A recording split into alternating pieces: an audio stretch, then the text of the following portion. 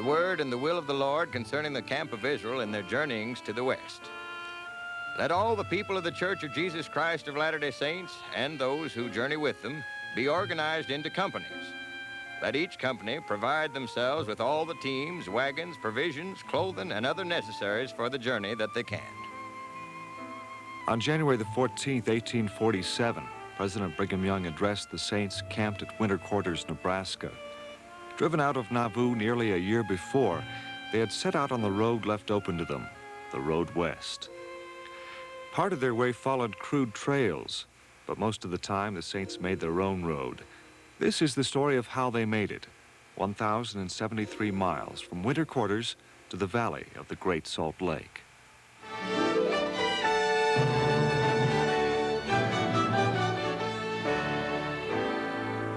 There must have been a mixture of excitement and foreboding in the air the day the Pioneer Company finally left. Those who stayed behind continued the routine tasks of daily camp life. Those who departed carried with them a sense of destiny and purpose. They were making a road for the Saints to follow. In early April, Elders John Taylor and Parley P. Pratt returned from their mission to England, bringing $500 worth of scientific instruments for astronomical observations. They also brought maps, including one of John C. Fremont's route to the Great Salt Lake. On the afternoon of April the 14th, Brigham Young and the Saints completed preparations and started west, leaving Elders Pratt and Taylor in charge at Winter Quarters. By 8:30 the next night, the last of the wagons had forded the Elkhorn River and traveled 12 miles beyond to the camp on the north bank of the Platte, about 47 miles from Winter Quarters. It was from there that the westward journey really began, April the 16th, 1847. It would last exactly 100 days. 143 men, 3 women, and 2 children traveled in the original Pioneer Company. They took 73 wagons, 1 cannon, and 1 boat called the Revenue Cutter. The companies of 10 were organized into 2 divisions. The order of travel was altered so that a different company of 10 would lead each day. Every morning, a bugle called us up at 5 o'clock. The 2 hours until 7 o'clock we spent praying, cooking, eating, and caring for the animals. At 7, the camp moved out. No man left his wagon without permission from his leader. Everyone who wasn't driving a team walked with his loaded gun on his shoulder or at easy reach within the wagon. In times of danger, the wagons traveled double file. At night, we camped with the wagons in a circle to form a corral for the animals. At 8:30, the bugle would signal the close of the day. It was time to go to the wagons for prayers and to retire by 9. Thomas Bullock and William Clayton functioned as camp historians, and many others kept personal journals. Orson Pratt's records included scientific data, which he gathered daily with the instruments brought from England. He also kept records of geological formations, as well as records of plant and animal life. The Saints traveled the north bank of the Platte River to assure better access to feed, fuel, water, and peace, because they were not alone on the way west. The Oregon Trail, which followed the Platte on the south bank, had many travelers that spring, including some former adversaries from Missouri. Taking the north bank caused a problem the south bank travelers avoided, crossing the Loop Fork. For miles above where the Loop River entered the Platte from the north, the ground was treacherous with quicksand and swift currents. The first attempt at crossing was nearly disastrous.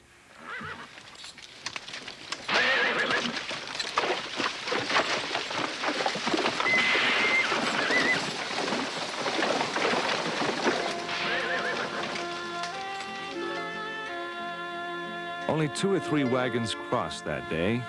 The next day, a better ford was found upstream, where the current was not too swift, and the sand would pack to provide a solid foundation.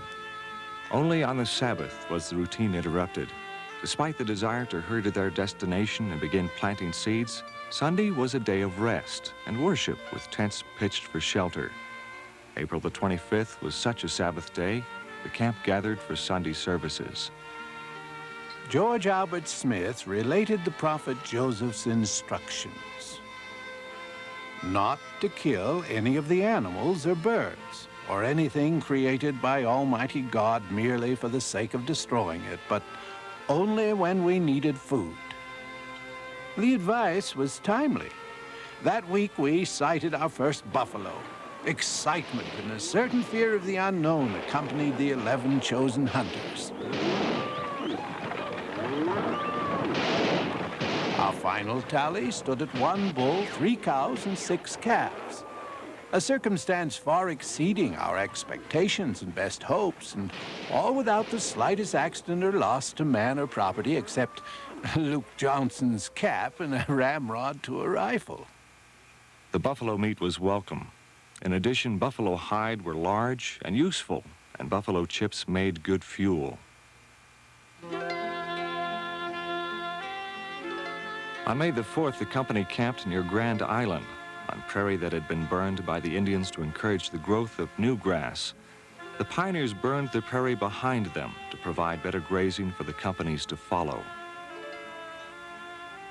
4 days out of Grand Island, William Clayton erected a cedar post near the Platte River, which read, "From winter quarters, 295 miles, May the 8th, 47. Clayton eventually began to erect such a post every 10 miles. It was one of the many ways they communicated with other camps. At times, they inserted letters in slots cut in boards, and any eastbound traveler was pressed into service as a mail carrier. The method of painting a message on a buffalo skull was used so often, it became known as the Bulletin of the Plains. May the 10th, the pioneers passed the confluence of the North and South Platte Rivers. From here, they would follow the North Platte to the Sweetwater River in Wyoming. Each day, William Clayton recorded, among other details of the trip, the distance traveled.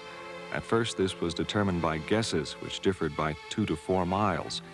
Then Clayton decided to measure the distance exactly. He measured the circumference of a wagon wheel, then tied a piece of red flannel to a spoke and spent the day counting revolutions.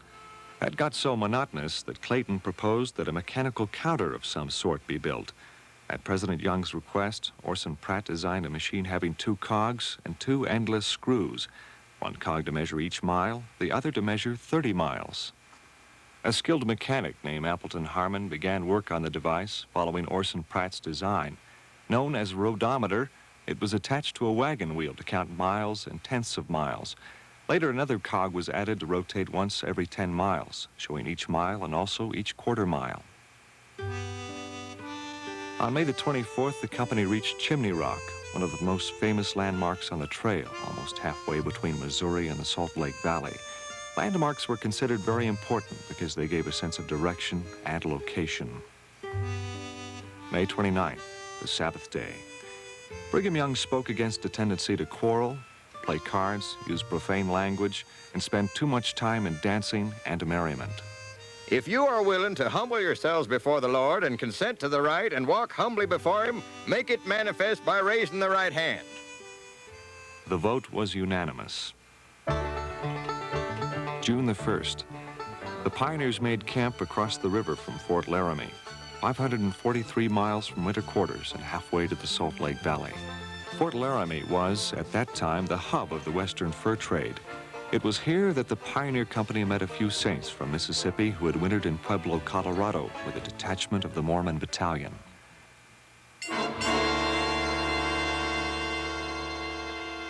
Also at Fort Laramie, the Mormons heard news of their old antagonist, former Governor Boggs of Missouri, who had passed earlier with a group of Missourians.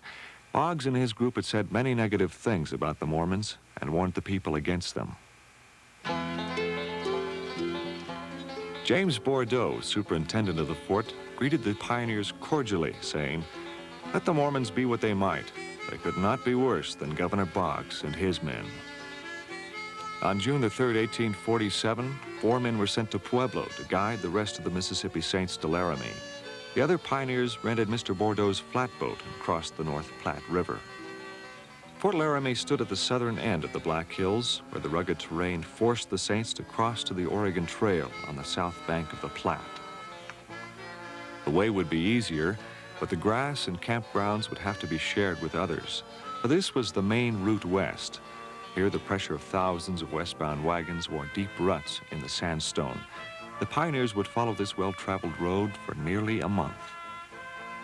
On June 12, Saturday, we arrived at the Black Hills Crossing at a place later called Fort Casper, Wyoming.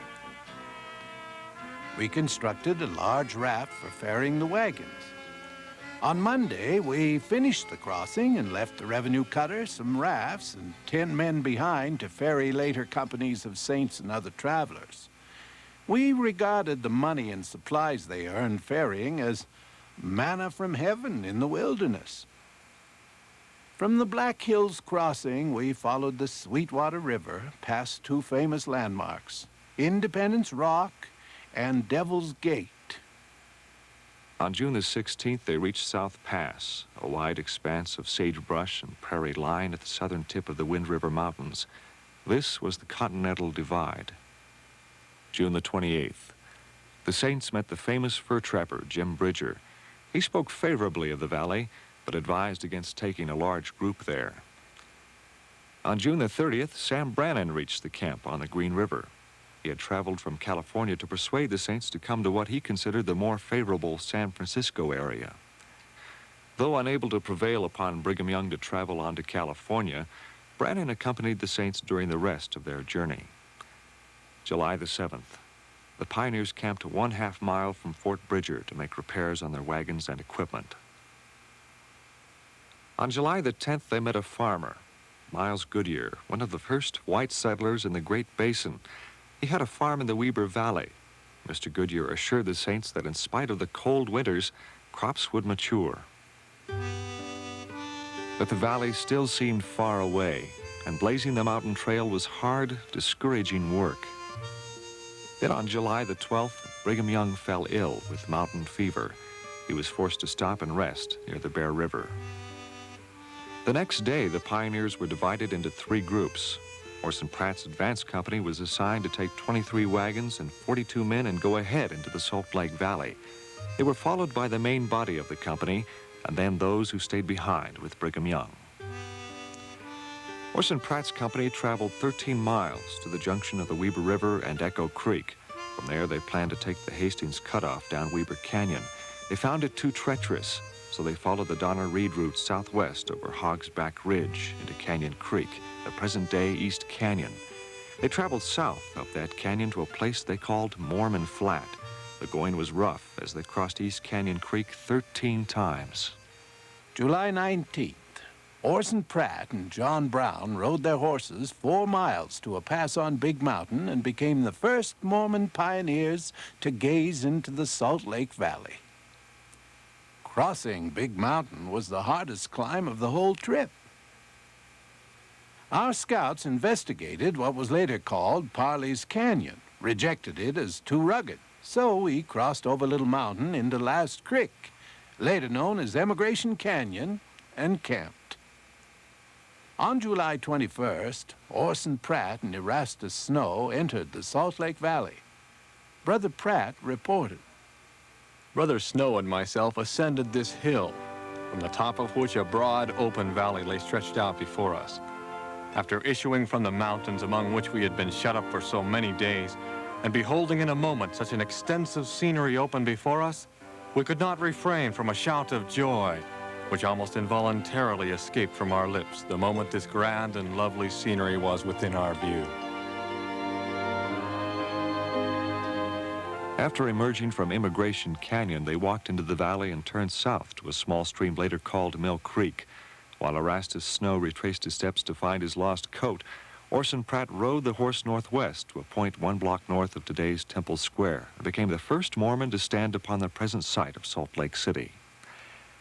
On July the 22nd, the main group joined Pratt's company and camped 5 miles into the valley by Mill Creek. The next day, July the 23rd, the main company moved north to set up a permanent camp on City Creek. Thomas Bullock recorded this as 1,073 miles from winter quarters. It had taken 100 days to make the journey. The last 40 miles alone had required 4 days. At 9:30 that morning, everyone gathered for prayer and thanksgiving, and then chose a farm site and began to plow. By nightfall, they had dammed City Creek, dug ditches, and begun to irrigate the land. Finally, on July the 24th, 1847, Brigham Young's detachment entered the valley. President Young raised himself from his bed, looked at the valley, and knew it was the place the Lord had chosen. This is the right place. Drive on. 4 days after his arrival in the valley, Brigham Young walked to an area between the two forks of City Creek and designated the temple site. The saints had come to worship and to build a temple, and they would build their city around it. The next day, 140 members of the Mormon Battalion and 100 of the Mississippi Saints entered the valley. Other companies followed during the rest of the summer and fall. Eventually, some 1,800 Saints stayed that winter in the newly established settlement, while some members of the original company returned east to be with their families. In his journal, William Clayton expressed his feelings about the prospect of the return trip. If I had my family with me, how happy I could be. I dread nothing so much as the journey back again, and when I think of the many dangers from accident which families traveling this road are continuously liable to, and especially this last mountain road from Weber River, it almost makes me shudder to think of it. Brigham Young himself led one of the companies of men back to winter quarters, where he gave the necessary leadership as the Saints prepared for their western journey. They had been guided for 3.5 years by Brigham as head of the Council of the 12. Now, on December 5th, 1847, the first presidency was organized, with Brigham Young as president, Heber C. Kimball as first counselor, and Willard Richards as second counselor. They were sustained by the Saints at winter quarters on December the 27th. The next spring, the Saints resumed the western migration. Wagon train after wagon train brought them to their new home. The road was ready. It had been prepared, mapped, and marked. There were thousands who followed it over the years, each one of them building upon the 100 days' work of that original company, each one building his place in the top of the mountains, free to worship God in peace.